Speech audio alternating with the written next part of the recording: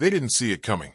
One moment, Taylor Swift was leading a high-stakes board meeting in her sleek downtown office. The next, she was in handcuffs, paraded past stunned coworkers as police accused her of embezzlement. Phones snapped pictures. Rumors flew. But Taylor wasn't defeated.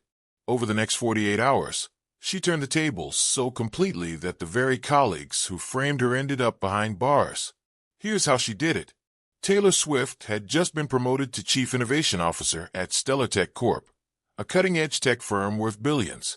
Known for her visionary ideas and calm leadership, she transformed floundering product lines into blockbusters.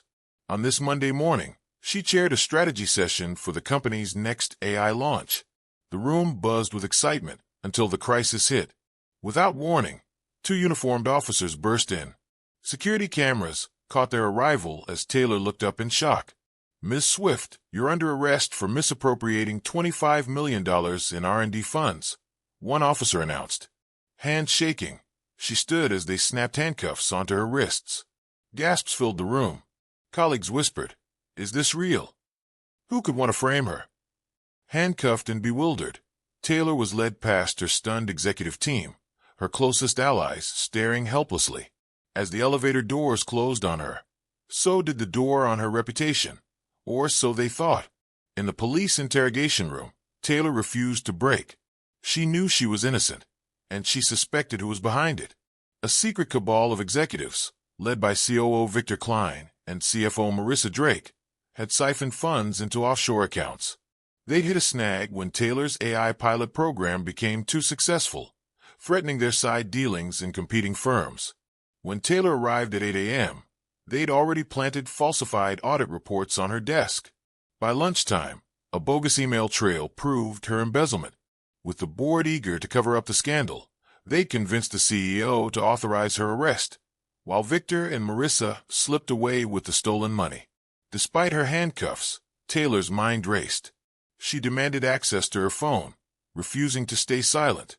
After hours of interrogation, a seasoned detective, Officer Ramirez, sensed her sincerity and agreed to let her make a call. Taylor reached out to her legal counsel, Denise Hayes, and her close friend on the StellarTech board, Dr. Lena Cho. Armed only with her phone and her steel-nerved resolve, Taylor prepared for her counterattack. While Victor and Marissa celebrated their apparent triumph, Taylor was bustling behind the scenes. In the holding cell, she dictated a list of critical passwords and wireless hotspot access points to Officer Ramirez. He, impressed by her composure, provided her secure communication via a custodial laptop. Taylor's plan was simple: expose the real criminals before they could vanish with the money. She remotely accessed StellarTech's cloud servers, where she had oversight as innovation officer, and located the concealed shady transactions. With Denise guiding her, Taylor packaged the evidence into a confidential digital dossier and encrypted it. Next, she activated pre-signed access protocols, with Dr. Cho on the board. Within hours, Dr. Cho had presented the dossier to the remaining board members and the company's internal audit committee. Legal teams moved swiftly to freeze assets.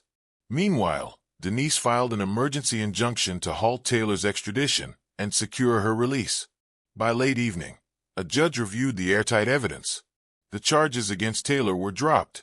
She was released, her wrists freed, but her mission just beginning. The following morning, StellarTech's executive suite was buzzing with panic as Victor and Marissa realized their fortress was crumbling. Their email accounts were locked. Offshore accounts had been seized. The board had convened a special meeting. Taylor would attend, handcuffed or not. As the meeting commenced, Victor tried to speak, but Taylor stood first. In a confident, measured voice, she presented the evidence. Audit trails proving fund diversions, email logs showing Victor's instructions to staff, bank records tracing laundered money. Board members gasped as the web of lies unraveled in real time. Security officers entered and handcuffed Victor and Marissa, escorting them out as stunned witnesses looked on. Reporters, invited by Dr. Cho, snapped photos as the disgraced executives were led away. Then Taylor turned to her CEO, who stood pale but resolute. "Thank you for your trust," she said softly. "I promise StellarTech will never again be at risk from within." Applause filled the room, her true allies rising to their feet. Taylor's handcuffs fell away as Victor and Marissa's clanged shut. In the weeks that followed, Victor Klein and Marissa Drake faced federal charges of fraud and money laundering. The media dubbed it the boardroom betrayal case, and Taylor Swift's name became synonymous with integrity and tenacity in corporate America. Stellar Tech rebounded spectacularly under Taylor's leadership. She instituted transparent financial controls, launched an ethics hotline, and mentored young talent to ensure no ruthlessness ever overshadowed innovation again. From that fateful Monday, when she was humiliated and handcuffed, Taylor transformed crisis into triumph. Her story reminds us, true leadership isn't about avoiding the fight. It's about knowing how to win it. Inspired by Taylor's unstoppable comeback? Smash that like button, subscribe to Fictional Fame Feed for more jaw-dropping fictional dramas, and ring the bell so you never miss a story where justice prevails.